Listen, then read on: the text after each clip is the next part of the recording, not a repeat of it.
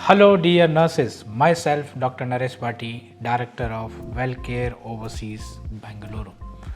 Now, dear nurses, कि आप अगर नर्स है तो यूरोपियन कंट्री में सबसे मोस्ट लिवेबल कंट्री में आता है कंट्री कॉल्ड डेनमार्क। डेनमार्क के बारे में इन डिटेल में जानेंगे हम कि अगर आप एक नर्स है तो विद फैमिली आप कैसे मूव ऑन कर सकते हैं डेनमार्क में। इन डिटेल में जानेंगे कि क्या प्रोसेस है, आप अगर नर्स है तो कैसे डेनमार्क में जा सकते हैं with family, with children also you have a provision to go Denmark and you can stay for minimum of 3 years। अब ये सारा प्रोसेस है क्या, कैसे आप एज ए नर्स डेनमार्क जा सकते हैं और वहाँ पे स्टे कर सकते हैं, आपका डिपेंडेंट इंडिपेंडेंटली काम कर सकता है, आपके बच्चे वहाँ पे पढ़ सकते हैं, तो क्या है ये पूरा प्रोसेस कि अगर आप नर्स है तो क्या ऑप्शंस आपके लिए डेनमार्क में है, तो इन डिटेल में हम बात करेंगे इस वीडियो में।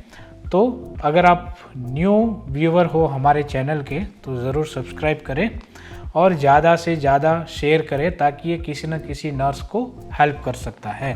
सो let's start the video.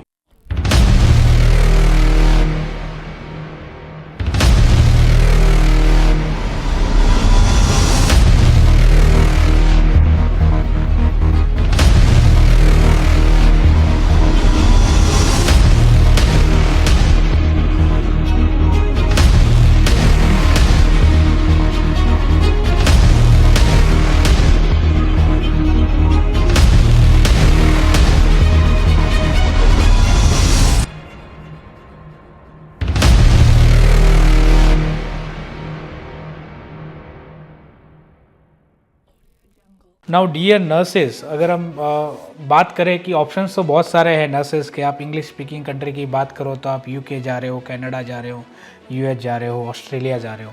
But अगर हम यूरोपियन कंट्री की बात करें तो आपको पता है कि वेलकेयर जर्मनी के लिए नर्सेज को हेल्प करती है। अब हम एडिशनल, और हम स्लोवेनिया के लिए भी हेल्प करते हैं। अब एडिशनल ऑप्शन एक हम लेके आए हैं, वो है डेनमार्क। तो डेनमार्क भी मोस्ट लिवेबल कंट्री में आता है, बहुत पीसफुल कंट्री है और इकोनॉमी बहुत ही अच्छा है डेनमार्क का। तो अगर आप नर्स है और आप शादीशुदा है, बच्चे आपके विद फैमिली आप मूव ऑन करना चाहते हैं, तो डेनमार्क में आपके लिए क्या ऑप्शंस हो सकता है। तो यूजुअली डेनिश जो इमिग्रेशन अथॉरिटी है सीरी, उनकी कैटेगरी में आप जाके देखेंगे तो नर्सेस के लिए एक ऑप्शन निकल के आता है। इस कैटेगरी को बोलते हैं अथोराइजेशन वीज़ा, अथोराइजेशन कैटेगरी या डेनिश अथोराइजेशन कैटेगरी आपको अप्लाई करनी पड़ती है। अब ये डेनिश अथोराइजेशन कैटेगरी है क्या, अगर आप एज ए नर्स आप अप्लाई करते हो डेनिश अथोराइजेशन वीज़ा के लिए, तो और अगर आपका वीज़ा ग्रांट हो जाता है तो मिनिमम आपको 3 years का रेजिडेंट परमिट मिलता है और independently you also can work in Denmark. आपका जो डिपेंडेंट है वो भी इंडिपेंडेंटली काम कर सकता है। बट अगर आप एज ए नर्स डेनमार्क में आते हो और फिर आप एज ए नर्स ही काम करना चाहते हैं डेनमार्क में, तो फिर आपको डेनिश लैंग्वेज सीखना पड़ेगा और डेनिश लैंग्वेज लेवल 3 तक आपको सीखना पड़ेगा। ये भी आपको फ्री में मिल सकता है डेनिश लैंग्वेज सीखने का जब आप डेनमार्क जाएंगे।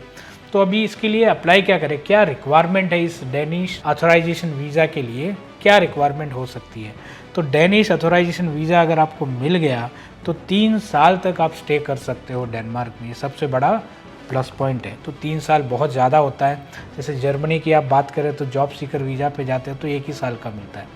बट डेनमार्क में अगर आप अथोराइजेशन वीज़ा आपका अप्रूव हो गया तो 3 साल का आपको रेजिडेंट परमिट मिलता है।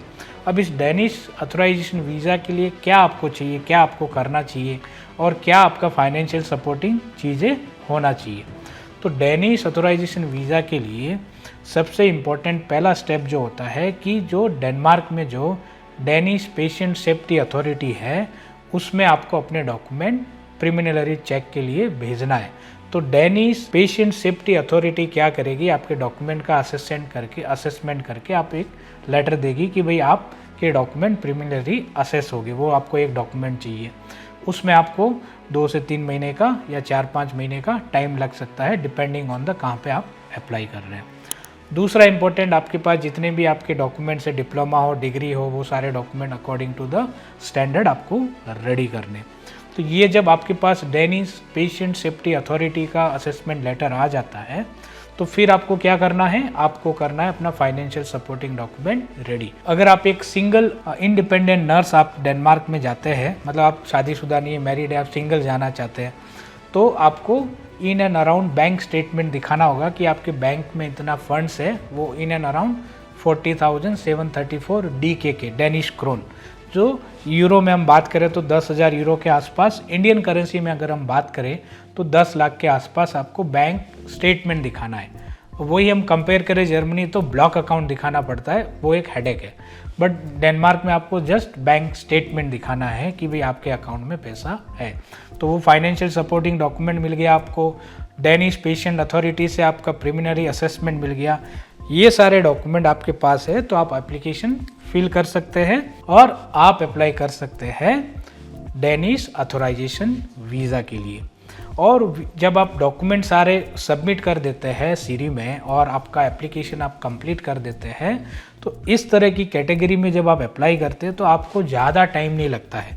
Processing time after application I think 1 to 2 months। अगर आप डेनिश अथॉरिटी सीरी की वेबसाइट देखेंगे वर्क इन डेनमार्क, तो वहाँ पे तो 1 month ही लिखा है, बट हम बोल सकते हैं कि 1 से 2 महीने का प्रोसेसिंग टाइम आफ्टर सबमिशन आपको लग सकता है। तो 3 साल का आपके पास टाइम मिलता है। और ये वीज़ा अगर आप वहाँ चले जाते हैं तो आपको एक रेजिडेंट परमिट मिलता है, उसका एड्रेस आपको फिक्स रहता है, आपको एकोमोडेशन जो आप अपना लेते हैं उसके अकॉर्डिंग जिस भी म्यूनिसिपल में आपका जो रीजन आता है वहाँ की अथॉरिटी से आप हेल्प मांग के आपकी डेनिश लैंग्वेज भी आप फ्री में वहाँ पे पढ़ सकते हो। तो ये सारे बेनिफिट्स एज ए नर्स अगर आप डेनमार्क जाते हो तो आपको मिलते हैं। तो अगर अधिक और आपको कोई जानकारी चाहिए कि कैसे आप इस नर्स या डेनिश अथोराइजेशन वीज़ा के लिए अप्लाई कर सकते हैं, तो वेल्थ केयर ऑलवेज आपको हेल्प करने के लिए रेडी रहता है। और हमारा यही मोटिव रहता है कि आपको राइट डायरेक्शन में, राइट कंट्री में आप जाए जिसका आपको चॉइस है। तो अगर आपको डेनमार्क जाना पसंद है, आप डेनमार्क में जाके काम करना चाहते हैं, लॉन्ग टर्म स्टे करना चाहते हैं, तो ये नर्स के लिए एक बेटर अपॉर्चुनिटी है। तो और भी अधिक अगर आपको जानकारी चाहिए तो नीचे जो स्क्रीन पे नंबर आ रहा है उस पर आप कांटेक्ट करके आप अपनी कंप्लीट करियर गाइडेंस ले सकते हैं और आप अपने सपने को डेनमार्क में जाने का पूरा कर सकते हैं। तो आज के लिए इतना ही इस वीडियो में। ऐसे ही मैं आपके लिए करियर ओरिएंटेड वीडियो लेता आता रहूँगा और फिर मिलते हैं ऐसे एक अगले वीडियो में। तब तक के लिए नमस्कार, जय कर्नाटका, जय भारत एंड जय हिंद।